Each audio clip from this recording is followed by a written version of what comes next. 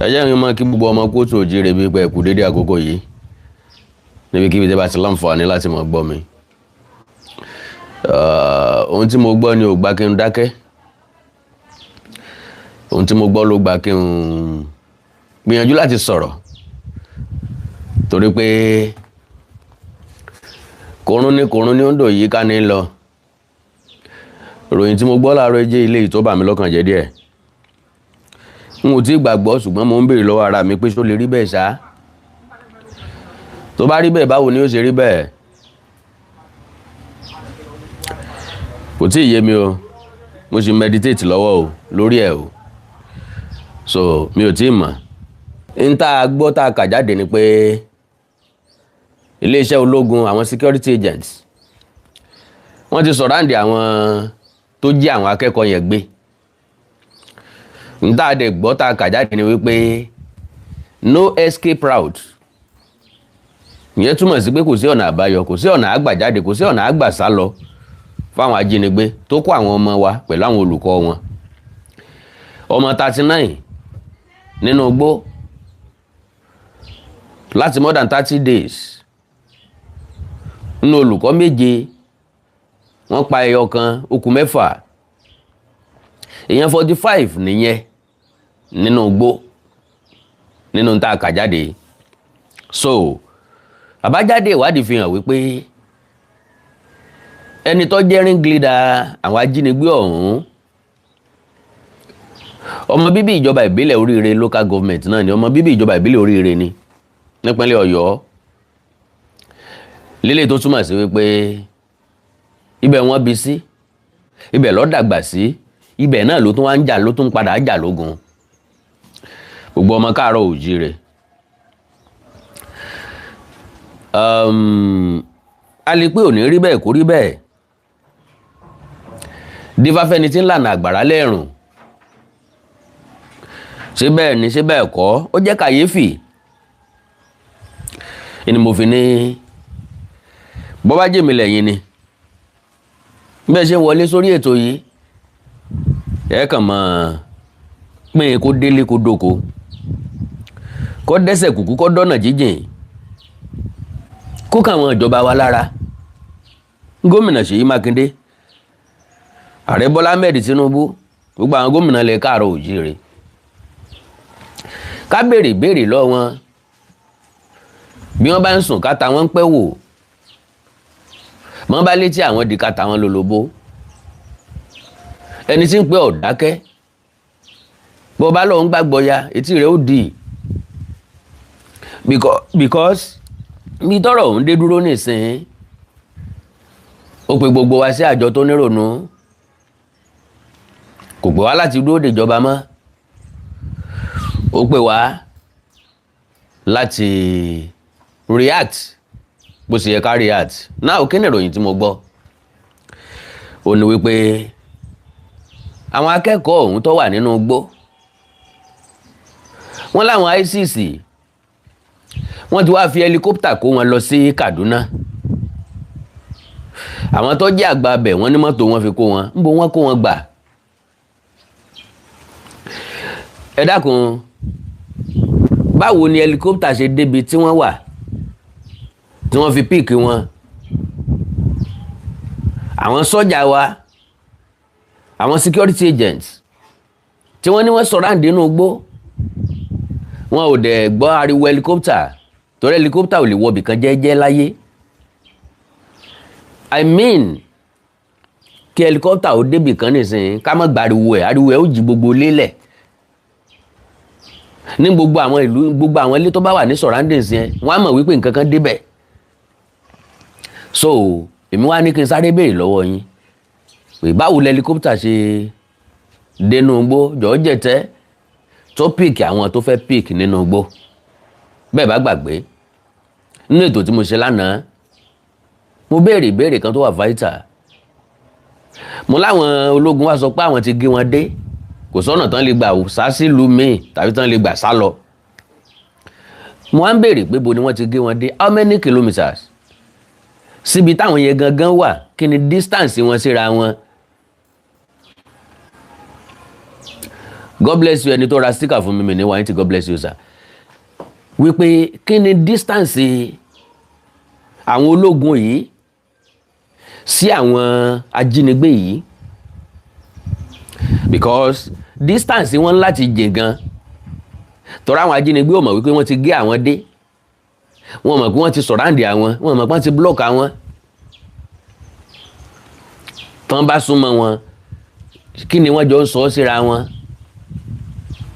sáwọn yẹn náà sì fọkàn balẹ̀ dúró síbẹ̀. Bó ni oníṣẹ́ ṣe dé ọ̀dọ̀ àwọn tó wá rescue wọn? Ọ̀pọ̀lọpọ̀ béèrè ní bẹ lọ́wọ́ wa táwọn yẹ ká béèrè lọ́wọ́ ìjọba. Mi ò tí ì sọ wípé bẹ́ẹ̀ ni sa o, ẹ má sì mí gbọ́, mi ò tí ì sọ pé bẹ́ẹ̀ ni mà o.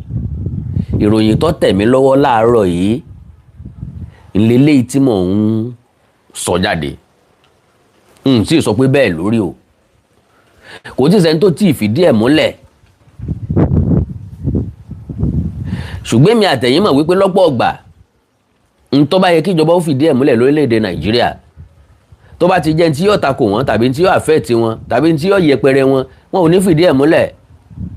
Ṣé gbàgbé ńgbà táwọn afẹ̀míṣòfò yìí tí wọ́n ń pààyàn rẹpẹtẹ lókè ọ̀yà every blessed day, ìjọba pe àwọn oníròyìn pé ìròyìn Nàìjíríà nìkan láti máa ròyìn ìbànújẹ́ lójoojúmọ́ ni, ẹ má ròyìn pé wọ́n pààyàn mọ́. Ló fi dàbí ẹni pé ó dínkù lókè ọ̀yà o, ojoojúmọ́ ni wọ́n ń pààyàn ń bẹ̀ o, wọn ò sinmi o, oníròyìn ò gbé mọ́ ni o. Tọ́ra àwọn tí ń sọ̀kò ọ̀dẹ́kun àti máa sọ̀kò ojoojúmọ́ wọn ń sọ láì sinmi láì sàárẹ̀. So eléyìí ló wá mú mi wá béèrè, èèyàn mélòó ló ní helicopter ní Nàìjíríà? Mi ò rò pé wọ́n ní ládùúgbò wa, odidi inú ìlú wa kò sẹ́ni tó lẹ́ helicopter. Lódidi state ìpínlẹ̀ Ọ̀ṣun yìí tàbá máa rí èèyàn tó lẹ́ helicopter bóyá àwọn Adélékè, ìjọba ló tún lè ní, torí pé wọn ò kí ń park helicopter síwájú ìta. Mọ̀ bóyá mo ti rí majority wa tó ti rí ibi tán ti park helicopter sí níwájú ìta, pé à nínú ilé wọn lẹ́ helicopter ń bẹ o, bóun náà ṣe ń park ẹ̀, bóun náà ṣe ń gbé jáde, torí pé ibi tí blade ẹ̀ ó gbà gan àyè ńlá ni. So ọ̀pọ̀lọpọ̀ àwọn ìbéèrè ńlọ yẹ ká béèrè lọ́wọ́ wa. Now sọ́ọ̀sì tí ròyìn ti wá, ó ní wọ́n pé wọ́n kó àwọn kan pẹ̀lú mọ́tò. Báwo lẹni yẹn ṣe rí sọ́ọ̀sì news yẹn? According to, wọ́n ní there was a time tẹ́ni tó jẹ́ National Security Adviser Nuhu Ribadu, wọ́n lòun náà wá sí ìpínlẹ̀ Ọ̀yọ́ bóyá láti wá bá wọn dárò àbí láti wá wo kí ni nǹkan tí wọ́n lè ṣe. Mi ò gbọ́ ní òsì yẹn, mi ò dẹ̀ káńtè mi. Pèsè ìsepá àwọn tí ń wá so pa àwọn wá bẹ̀ wá wò, wọ́n wá wò ọ̀nà tí wọ́n gbà rescue àwọn èèyàn yìí ni. Because tí náà ò bá láwo, a ti mọ̀ pé kò lè gòkè odò. Ìyẹn túmọ̀ sí wípé àwọn èèyàn kan lọ́rọ̀ àwọn èèyàn iṣẹ́, àwọn èèyàn kan bàbá àṣálẹ́ wọn, àwọn èèyàn kan ní gílẹ̀yìn ọgbà wọn, àwọn èèyàn kan wọ́n fẹ̀yìntì, àwọn èèyàn kan wọ́n gbọ́kànlé, tí wọ́n fi ní lọ́kàn pa àwọn ó ṣe nǹkan báyìí, tí wọ́n fi ń béèrè fún àwọn tí wọ́n fi tán tìmátìmọ́lé. Mo dárúkọ àwọn ọ̀gá wọn méjì tí wọ́n ní kán release, pé wọ́n yá wọn wà lágodi àtàbólóńgó, ìkànnù wọn ń gbórúkọ mẹ́ta. Kì í ṣe orúkọ mẹ́ta pé surname, first name and middle name o, no. Wọ́n ní first name and last name lọ́nà mẹ́ta, oríṣi mẹ́ta. Different orúkọ lẹ lè pè wọ́n. So now ọ̀rọ̀ ló délẹ̀ ẹ̀yin ọ̀jọ̀gbọ́n, ṣé lóòótọ́ ni pé ìjọba ò mọ̀ nípa ìjínigbé tí ń lọ? I am not talking about Bola Ahmed Tinubu. I am not talking directly about Seyi Makinde. But sáwọn tí ń bẹ nínú ìṣèjọba tí wọ́n lágbára kan tàbí méjì, ṣé wọn ò lájọṣepọ̀ pẹ̀lú wọn? Gómìnà ìpínlẹ̀ kan Akwa Ibom, gómìnà Akwa Ibom ló ní àwọn mú bandi pẹ̀lú AK-47 tó pọ̀, àwọn sì fà wọ́n lé ọlọ́pàá lọ́wọ́, àwọn sì kó AK-47 yẹn fáwọn ọlọ́pàá. Àṣẹ́dẹ̀ wá látòkè, àwọn ọlọ́pàá yẹn dẹ̀ release àwọn báńdì yẹn, wọ́n dẹ̀ tún kó AK-47 yẹn fún wọn padà. Ìwọ ọ̀dẹ̀ wá mọ̀ pé Nàìjíríà ti tán. That is another program entirely, because I'm going to play the video. Odidi gọ́vnà ló jáde bẹ́ẹ̀ o, pé kò dẹ̀ sí nǹkan tó yẹ tẹ́nìkan fẹ́ ṣe o, ó máa rú àwọn èèyàn lóun lágbára láti defend ara wọn. Ìsàlẹ̀ ń bí la ti ń dóde gómìnà, ìsàlẹ̀ ń bí la ti ń dóde president kò fọwọ́ sí nǹkan, la fi ń fogún ọdún dúró de state police. Òtítàn bá jí wa gbé tán. So now mo ń bọ̀ ẹ̀dá kù o.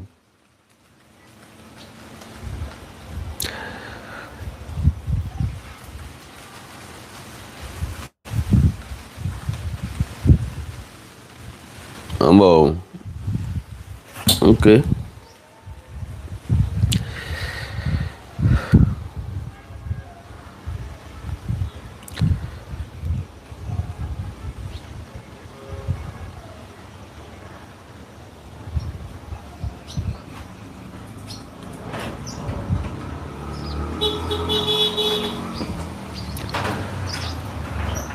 Now, tí helicopter bá ń fò lójú òfurufú wa, tí àjọ tó ń rí sí ètò ìrìnnà ojú òfurufú àti iléeṣẹ́ ológun wa tí wọn ò dẹ̀ mọ̀, you call that what?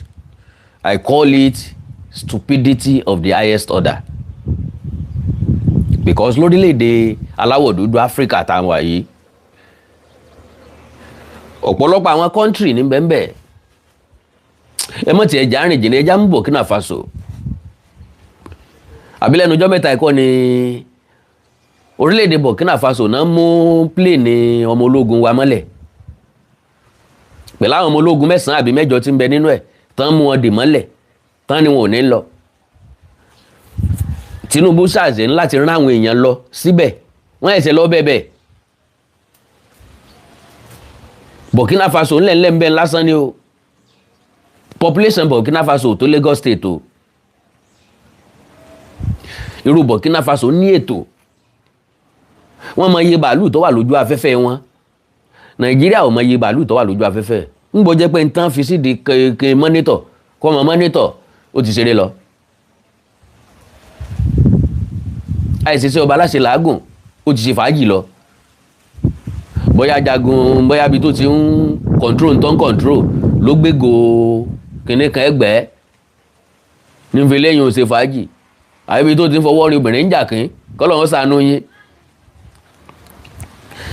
ẹjẹ́ àjọ gbọ́ sọ́ọ̀sì kìíní ọ̀hún o, mò ń bọ̀.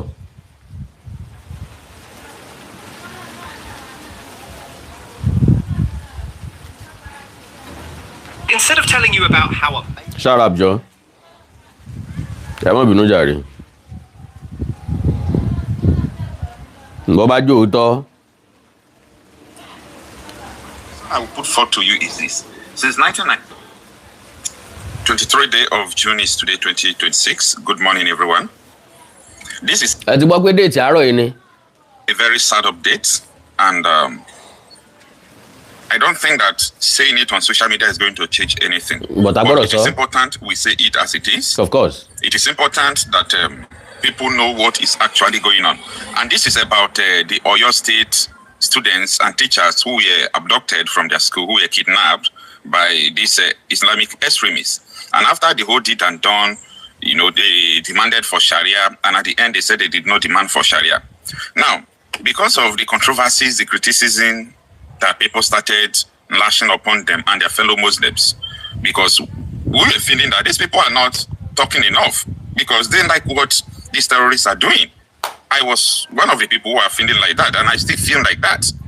So the terrorists now lifted the children to Kaduna State, and on ground some elders to Kaduna State. My question remains this: in a country Forget about Tinubu now. Okay, Tinubu is not in this equation. Let me throw him away, even though he's the commander-in-chief. In a country where Christopher Musa is the defense chief, the minister of defense, the terrorists use helicopter to lift school children from Oyo State to Kaduna State. You are a minister of defense, right? So you don't know about helicopters flying in Nigeria? We are at war. You don't know the helicopters that terrorists are using or not. After airlifting the children, they use through the roads to carry some persons again, because there are many, to Kaduna State. I ask again, do you people really understand Nigeria? Do you people really know Nigeria? Do you people really know what is going on in Nigeria? No, do you really know? Listen, I am telling you, people knows about this. This is not, oh, Okocha is saying something that nobody have. People knows what I'm talking about. But they will not talk about it. They knows. The terrorists lifted these people. And, oh God.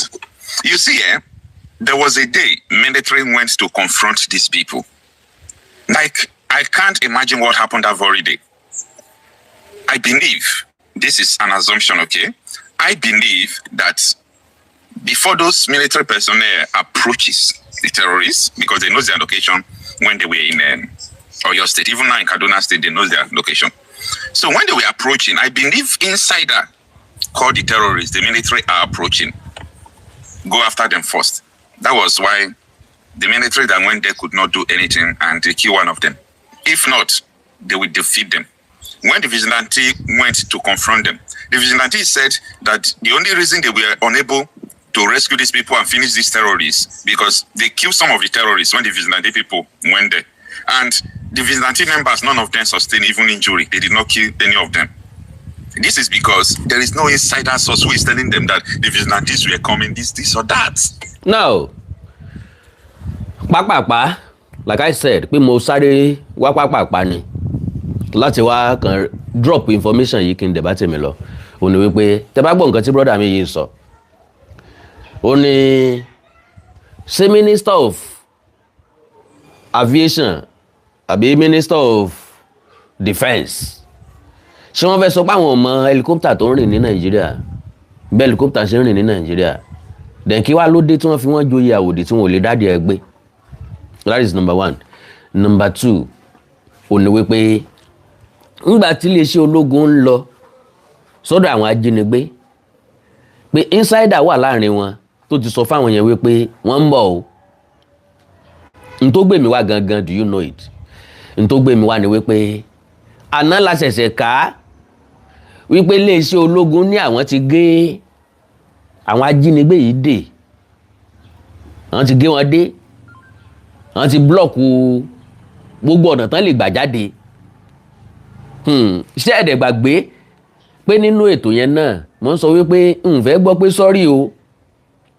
Àwọn àgbẹ̀ kan ní ń bẹ nínú oko tá a rò wípé àwọn ajínigbé yìí ló ṣì wà ń bẹ o. Ṣé ẹ gbàgbé pé mi ò gbé fẹ́ gbọ́ pé sọ́rí o pé ìfín iná tá à ń rí àwọn kan ni wọ́n ń ṣe èédú ń bẹ. Torí nípínlẹ̀ Ọ̀yọ́ iṣẹ́ tó pọ̀ ń bẹ nìyẹn. Àwọn ibì kan wà tó jẹ́ pé ibẹ̀ ni wọ́n ti ń ṣe èédú tí wọ́n ń tà tẹ́ fi ń dáná káàkiri táwọn ilé iṣẹ́ ń lò àwọn èédú ńláńlá hùn. So ẹ lè mọ rí èéfín tó ń rú jáde ibẹ̀ gan mo ti mọ bọ́n ṣe máa ń ṣe èédú. So pé kí iléeṣẹ́ ológun má padà wá jábọ̀ fún wa ń pé ni mo fi pòwe pé àgbàlagbà ò gbọ́dọ̀ rí eku kó dààmú rìn. That is kágbàlagbà sọ pé eku ló wà níbí at the end of the day gbà tán wá pátán kó wá jálàǹgbá. Àkáwá ni síbẹ̀ lékulẹ̀ rí ni wá ní bóyá mi ìwòrú rẹ̀ dáadáa ni àbí mi ìwò dáadáa. No, kò gbọ́dọ̀ rí bẹ́ẹ̀. Ńgbà tí iléeṣẹ́ ológun bá fi wá lọ́kàn balẹ̀ pé ká ní sùúrù o díẹ̀ ló kù àwọn tí fẹ́ débẹ̀ o ká bi wọ́n léèrè pé bo wọ́n dé gangan. Bàbá béèrè bí ànírè èèyàn kankan dá wa lóhùn pé ibo ni wọ́n dé, kí ni distance kìlómítà bíi tí wọ́n dé, kí ni tó fi wọ́n lọ́kàn balẹ̀ páwọn èèyàn ń bẹ ń bẹ táwọn fi ń fi wá lọ́kàn balẹ̀ pé ká ní sùúrù ká fọkàn balẹ̀ díẹ̀ lóko àwọn tí fẹ́ débẹ̀ àwọn ọgbà àwọn ọmọ yìí padà fún wa láyọ̀ àtàláfíà safely tí nǹkan kan ò ní ṣe wọ́n. Mo pick point kan nínú ọ̀rọ̀ táwọn èèyàn kan sọ wípé bí ìjọba bá sọ pé àwọn ọmọ nǹkan tí ń ṣẹlẹ̀ yìí bàbá ńlá rọ́ ni o, because àwọn èèyàn tí ń bẹ lákòlò àwọn ajínigbé yìí wọ́n ń jẹun o, ń bo wọ́n ti ń róúnjẹ tí wọ́n ń jẹ o. wọ́n ń pààrọ̀ aṣọ o wọ́n ń fọyín o sáwọn yẹn náà ló bá wọn kó ọṣẹ ìfọyín lọ àti búrọ́ọ̀ṣì àbí pákó wọn rùn àbí wọ́n ṣe bíi káàmpù ni tó jẹ́ pé kálukú ń ṣe fàájì rẹ̀ ńgbà lè bá mọ́ ṣùgbọ́n tó bá fẹ́ advertise fún wa wọ́n bọ́ sẹ́yìn ibì kan wọ́n ṣe fídíò wọ́n gbébọn sẹ́yìn ẹnu ẹni tó fẹ́ sọ̀rọ̀ ká lè sọ wípé ẹnu kú lọ́wọ́ o àwa wa ń sáré káàkiri ìjọba wa ní àfọkànbalẹ̀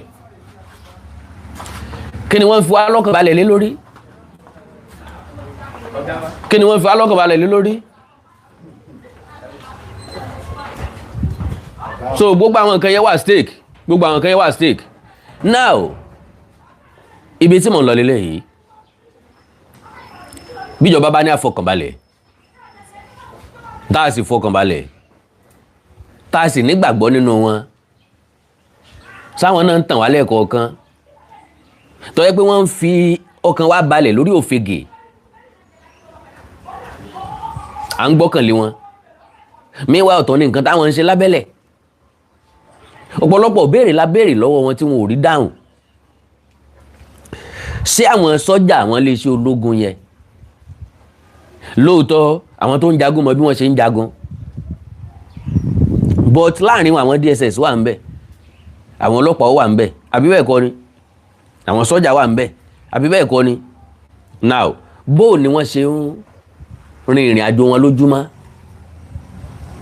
tẹ́ ẹ bá lọ ẹ sọ̀ráǹdì èèyàn that means ẹ ti fọ́ọ̀mù sáàkù bá a ṣe máa ń wí nínú máa ń lọ́wọ́ ẹ fọ́ọ̀mù sáàkù ká ṣeré oge ẹ fọ́ọ̀mù sáàkù ká ṣeré oge wáyé o tẹ́ bá fọ́ọ̀mù sáàkù bó lẹ ṣe ń communicate pé ókè o àwa tá a wà ní north o àti move 10 àti move 10 feet 100 feet 1 kilometer ẹ̀yin náà move 1 kilometer closer so ibi tẹ́ ti oh my God now kò yé mi mọ́ àwọn tẹ́ sọ pé ẹ gédé àwọn tẹ́ sọ pé ẹ ti cover wọn àwọn ni wọ́n sọ fún wa wípé wọ́n ti move àwọn ọmọ wa kúrò nínú igbó ibi tẹ́ sọ pé wọ́n wà Ṣèyí Mákindé ni wọ́n wà ní Odò Ọ̀yọ́ National Park tó bá yìí jẹ́ pé àwọn ọmọ wa ti wá dé Kaduna ìkúrú ti tẹ̀yìn ní fanfani yẹn o nbi tẹ́mi ti bẹ̀rẹ̀ sí ní fura ó ní pé wọn ò ṣe fídíò kankan mọ́ látìgbà yẹn látìgbà tí woman yẹn ti jáde pé ní tí wọ́n ń béèrè lélẹ̀ wọn ò béèrè léyìí látìgbà náà ni fídíò ti jáde mọ́ látìgbà tí gọ́ọ̀mẹ̀ntì ti lè sọ wípé inú national park náà ni wọ́n ṣì wà ṣùgbọ́n títóbi igbó national park ni ò jẹ́ kọ́wọ́ tí tẹ̀ wọ́n mo ti wò wípé àwọn èèyàn máa re-strategize reason ni pé gbogbo tí ń lọ nígboro náà ni wọ́n ń gbọ́ níbi tí wọ́n wà bí wọn ò bá gbọ́n tí wọ́n ti ń lọ nígboro níbi tí wọ́n wà bóun náà ṣe fẹ́ mọ̀ wípé ìjọba ń parọ́ lórí nǹkan táwọn béèrè mẹ́wàá ń tán béèrè níjọba sọ síta ṣùgbọ́n láti sọ̀jọba lẹ́nu tàbí ńgbà tí wọ́n rí pé kíní ọ̀run ọ̀rọ̀ ọ̀run kò ṣeé ṣe ni wọ́n dẹ̀kù sí ransom nìkan pé ẹ jẹ́ kán sanwó fún wa ká bójú kúrò ń bẹ̀ kán sanwó fún alásàkádẹ̀ bójú kúrò ń bẹ̀ ńgbà tí ìjọba ti wá lè sọ wípé ibi báyìí ni wọ́n wà ẹ má bínú o ǹjẹ́ lérò wípé olè ọ wà níbì kan káwá mọ̀ sọ pé mo rí ọ o mo mọ bí tọ́ wà o ibi báyìí lọ wà o bó bá di lọ́la mọ̀ ń bọ̀ o ńgbà tí èèyàn ọ̀gọ̀ bí ẹ̀kọ́ méjì tí wọ́n ń jẹ̀ kan lọ́wọ́ tí kejì ò lè sá lọ sírú ẹni yẹn ó dẹ̀ dúró dè ń dọ̀la ètì ní hindrance igbó tó bí pọ̀ locate ibi tán wà gangan bọ̀tọ̀ kan yín sọ fún pé ẹlòmíín guess pé at least wọn àti lè move àwọn ọmọ yẹn jáde tá ń sọ fún ọ bẹ́ẹ̀ ọmọdé lọ́wọ́ kàn ọ́ lóògùn onígbètúgbètú ló mú lọ́wọ́ sọ ọmọ ẹni tó fi ràn àwọn èèyàn ní god wọ́n ní audacity láti wá kọ́ ọmọ 39 pẹ̀lú tíṣà méje wọn dẹ̀ tí ìwà múra ọ̀nà tí wọ́n gbà sá lọ bí nǹkan bá fẹ́ yíwọ́ ẹ̀yin wá ń fọkàn sí wọn pé ojú kan náà ni wọ́n wà for 30 days irúgbé ayé wo ni wọ́n máa gbé for that 30 days so Nàìjíríà ní láti dá wa lóhùn fún wa ní answer sáwọn ìbéèrè kọ̀ọ̀kan. Border wa mọ̀ pé border wa loose, anybody can come in at any time. Do we even have border? Ẹnu ìloro la ní, that is entrance la wá ń pè ní border. Ma proof ẹ̀. Entrance la ní ni pé ojú ọ̀nà tó kù láti orílẹ̀-èdè kan sórílẹ̀-èdè míì, ibẹ̀ la wá gbé gate sí, la wá pè ní border. No, ẹgbẹ́ gate yẹn lọ ràn rí lọ́wọ́ ọ̀tún, ẹgbẹ́ gate yẹn lọ ràn rí lọ́wọ́ òsì. Ta ni bẹ́ẹ̀? Ta ló wà ń bẹ̀? Ta ló dáàbò bò bẹ̀?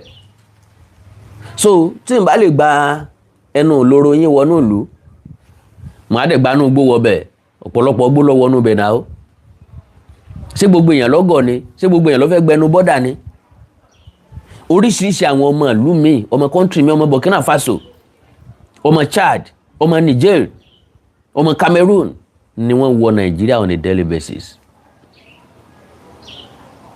Research fílẹ̀ wípé iṣẹ́ àtòsí ń bá àwọn orílẹ̀-èdè kan náà múlẹ̀ bí ẹ̀gbẹ́ ẹ̀sù.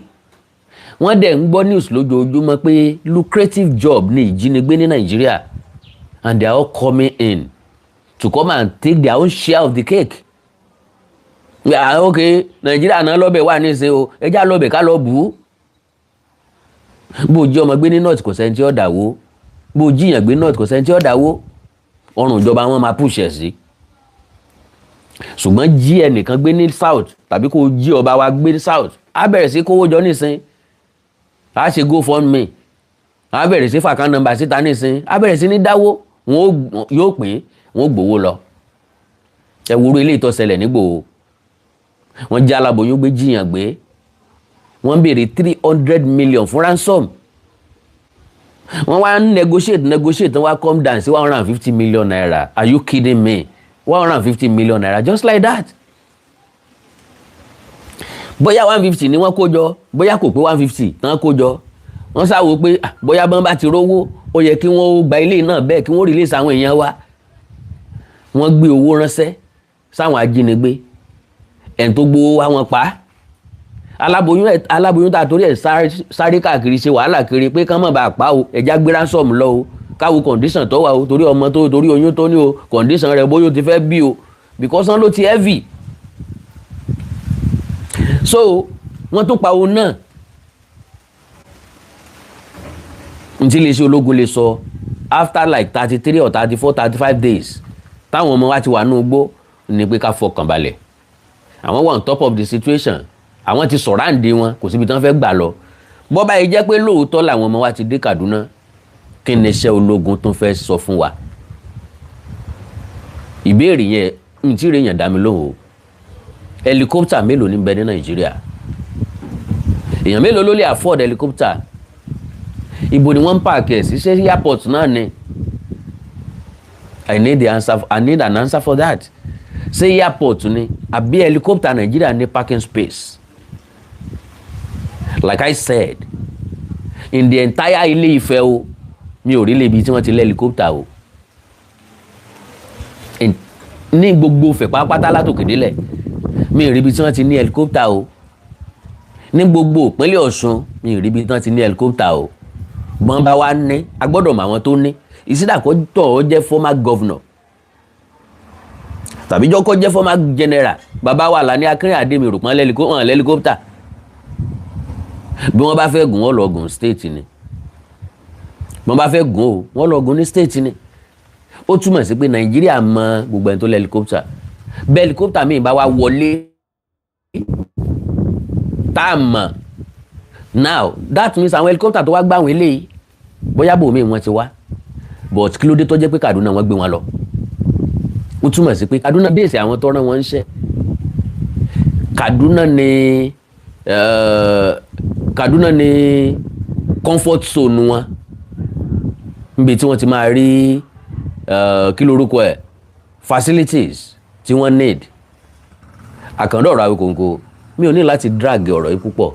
Àwọn questions ta ní láti béèrè lọ́wọ́ government ò ní wípé èèyàn mélòó ló ní helicopter, ibo ni wọ́n park helicopter sí, báwo lẹ helicopter ṣe máa lọ síbẹ̀ láti lọ mi ì tí ì gbàgbọ́ o mi mọ̀ bóyá ẹ̀yin náà ti gbàgbọ́ èmi ò tí ì gbàgbọ́ ń tèmi o ẹ jẹ́ ká fi sọ́wọ́ wípé kò rí bẹ́ẹ̀ káwa máa retí èsì látọ̀dọ̀ government àtàwọn security agents our expectation now is láti bá wa gba àwọn ọmọ yẹn jáde àwa ń dúró de excuse mi tán fẹ́ fún wa ìbànújẹ́ ò ní kàn yín o ibi ò ní kàn yín o ẹ ní ṣọ̀fọ̀ ọmọ o orílẹ̀-èdè Nàìjíríà ó ti tán tipẹ́tipẹ́ as far as me as concerned ṣé ẹ gbàgbé mo sọ gbólóhùn kan I am not a fan of Bola Tinubu but mo rí Bola Ahmed Tinubu gẹ́gẹ́ bí best among the rest ó bẹ́tà Peter Obi by far kò sí ní tẹ́lẹ̀ nǹkan kan fẹ́ fi convince mi ó bẹ́tà Atiku by far kò sí ní tẹ́lẹ̀ fẹ́ fi convince mi òun náà ni the best among the rest but not the best to rescue this country. Nàìjíríà ti tóbi ju ntí ẹnìkan kan lè èèyàn kan ṣoṣo lè govern lọ the earlier we accept the truth the better. Orílẹ̀-èdè yìí ti wà ní 12 million people rí no 90 million people wọ́n ti wà ní 65 million people rí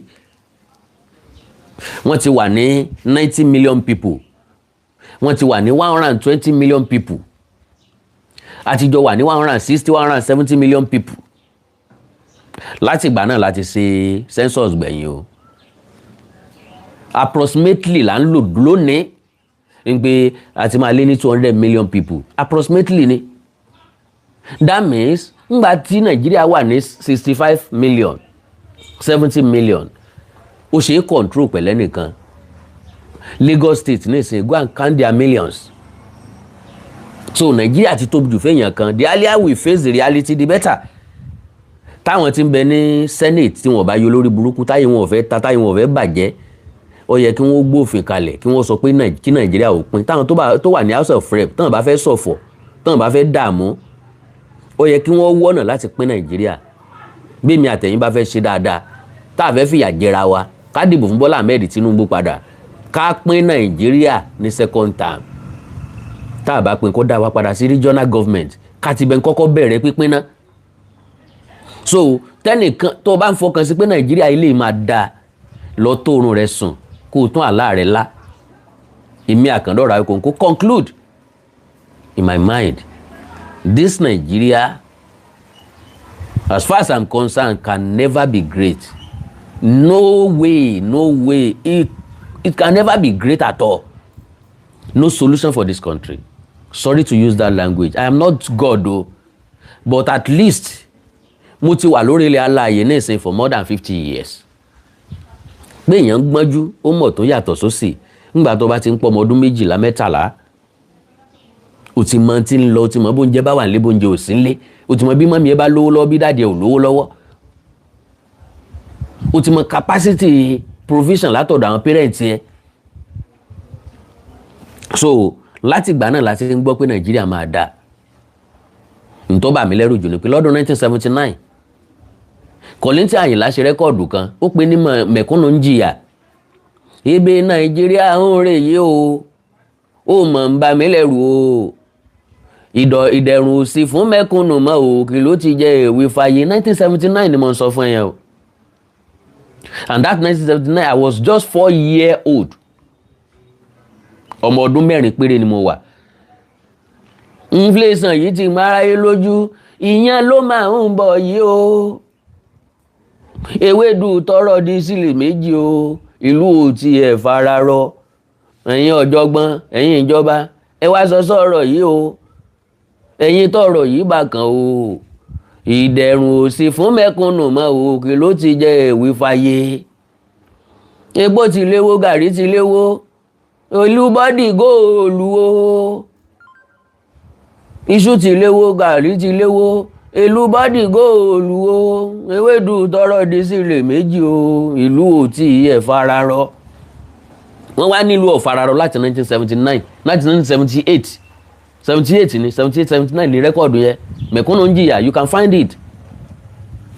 Wọ́n wá nílùú ọ̀fararọ láti ìgbà náà 1980 tá a fi lò tán di 90 ìlú ọ̀fararọ náà 90 di year 2000 nǹkan ò sẹ́nu re náà year 2000 dé year 2010 nǹkan tó báàdì sí ni 2010 to 2020 ayé tún gbogbo nǹkan tó polúkúrú musu sí 2020 to 2026 2030 látún lọ yìí bí Bọ́lá Tinubu bá tún ṣe lẹ́ẹ̀kejì yóò gbé ọ̀pá àṣẹ sílẹ̀ ní 2031 wòye tí èjì ẹ máa jẹ́ ńgbà náà wòye tí èjì tèmi máa jẹ́ ńgbà náà kí la ti wá achieve láti gbà tá a ti ń bọ̀ lórí ọ̀rọ̀ Nàìjíríà àdúrà tí Táyé ń gbà àdúrà tí Kẹ́hìndé ń gbà ni pé bó ti wù kí Nàìjíríà ó le tó káwọn ó sátìrí tàwọn ṣe bọ̀ àjọ nísinmi ni wọ́n káwọn ọmọ 39 wọ́n káwọn olùkọ́ wọn àjọ ń ronú àjọ ń consider ẹ̀ àjọ ń gbé sí condition ara wa ká lọ́mọ mi ni kí làwọn ọmọ yẹn ọmọ jẹ́ nínú gbó bó náà ṣe ń sùn ilẹ̀ wọ́n ń sùn ṣé wọ́n ń faṣọ bora báyìí nínú òtútù yìí ṣé wọ́n ń jẹun kí ni wọ́n ń jẹ ṣé wọ́n ń fọyín kí ni wọ́n fi ń fọyín bó ni condition wọn for more than 30 days. wọ́n jiyàn gbé lẹ́kìtì wọ́n jiyàn gbé ńjẹ̀bú lọ́wọ́ èèyàn méjì péré wọ́n gba 270 million naira àwọn segment kan gba 200 million lọ́wọ́ wọn ẹnìkan wọ́n gba 70 million lọ́wọ́ tiẹ̀ wọ́n jí gbé ẹ̀wá àwọn kan dá onímọ̀ wọ orílẹ̀-èdè Nàìjíríà wá ẹ̀wá tún wá nírètí pé Nàìjíríà ó dà every blessed day làwọn Haúsá Fúlàní ń wọlé sílẹ̀ Yorùbá kì í ṣe every blessed day làwa ń lọ sókè ọya o torí kò sí business afẹ́ lọ mọ́ ń bẹ̀ every blessed day lọmọ yín mìíràn ń wọ ilẹ̀ Yorùbá kì í ṣe every blessed day làwa ń lọ sí east o bó bá rọmọ Yorùbá tí ń lọ sí east bóyá kọ́pà ni ó fẹ́ lọ sáàfù ni o reality lọ gbọ́ lẹ́nu mi ẹ̀ tó bá rọmọ Yorùbá tó ń trip lọ sí east bóyá ó fẹ́ lọ sáàfù ni kì í ṣe business là ń wá lọ kì í ṣe greener pasture là ń wá lọ kàkà tá a fi doríkọ east á doríkọ òkè òkun ọmọ Yorùbá would rather go to Europe or to America to London for greener pasture not to east or north and they are coming.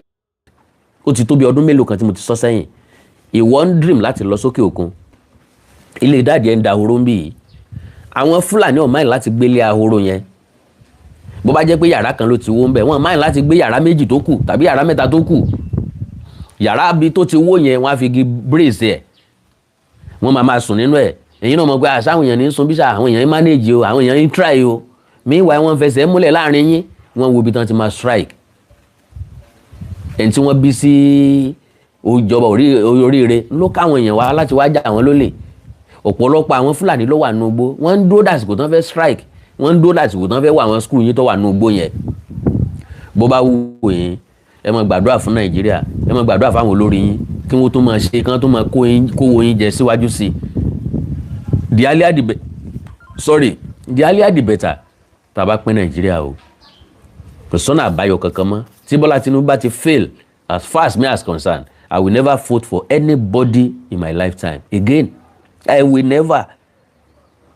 bẹ́ẹ̀ bá dẹ̀ sọ pé kún màá sọ fún pé kún náà ni bẹ́ẹ̀ bá sọ pé fà màá sọ pé fà ni kò ságídí kankan tẹ́nìkan fẹ́ ṣe ń Bọ́lá Tinubu bá fi lọ tí ọ̀dà wa padà sí regional government tá a tún wà lọ́wọ́ àwọn Fúlàní because as far as I'm concerned Tinubu ń parí ní 2031 ọmọ Fúlàní àtàwùsá wọ́n ń bọ́ ọbẹ̀ padà ni gbogbo ariwo tó yí Peter Obi ń pa yẹn erémọdé ni erémọdé lòún ṣe ń tiẹ̀ tó bá yá ojú oorun tó wà yóò jí Ọlọ́run ràn wá lọ́wọ́ o ìbànújẹ́ ò ní kàn wá o bí ò ní kàn wá o ìṣẹ̀lẹ̀ láàbù kò ní ṣẹlẹ̀ sí wa o àdúrà mi ni wípé kí ọ̀rọ̀ yẹn ọmọ jẹ́ òdodo wípé wọ́n ti fi helicopter kó àwọn ọmọ wa tí wọ́n kó níjọba àbílẹ̀ oríire Ahoro Ìṣẹ̀lẹ̀ Yàwọ̀ta tí wọ́n kó wọn ń bẹ̀ kó jẹ́ pé fake ni news yẹn kó jẹ́ pé kò real kó jẹ́ pé assumption lásán ni pé wọ́n ti kó wọn lọ sí Kaduna by helicopter bó bá wá jẹ́ bẹ́ẹ̀ Nigeria is a disgrace our president is a disgrace our senators are disgrace our ministers are disgrace